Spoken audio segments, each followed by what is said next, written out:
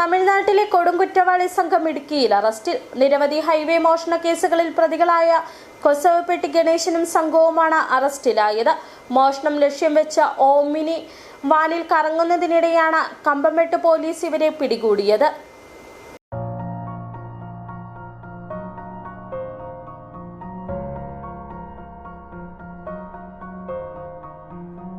വാഹനങ്ങളിൽ ചുറ്റിത്തിരിഞ്ഞ അനുയോജ്യമായ സ്ഥലം കണ്ടെത്തി കൊള്ള നടത്തുകയായിരുന്നു കൊസവപ്പെട്ടി ഗണേശന്റെയും സംഘത്തിന്റെയും രീതി. കൊലപാതകം, മോഷണം, പിടിച്ചുപറി തുടങ്ങിയ വിവിധ കേസുകളിൽ ഇവർ പ്രതികളാണ്. കഴിഞ്ഞ 7-ന് കേരളത്തിലെത്തിയ സംഘം മോഷ്ടിക്കുവാൻ അനുയോജ്യമായ സ്ഥലം കണ്ടെത്തുന്നതിനായി ഓമനി വാനിൽ കറങ്ങുകയായിരുന്നു.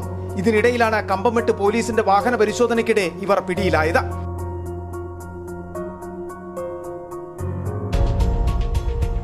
കൊസവപ്പെട്ടി ഗണേശനും കൂട്ടാളികളായ മധുരൈ സ്വദേശി ഒ ഗണേശൻ, ഉസ്ലാംപെട്ടി സ്വദേശികളായ സുകുമാർ പാണ്ഡി, ശിവകുമാർ കെ എന്നിവരാണ് അറസ്റ്റിലായത്. ഇവർ ഉപയോഗിച്ചിരുന്ന വാഹനവും പിടിച്ചെടുത്തു. കോടതിയിൽ ഹാജരാക്കിയ പ്രതികളെ റിമാൻഡ് ചെയ്തു. City vision, Nedumkandam.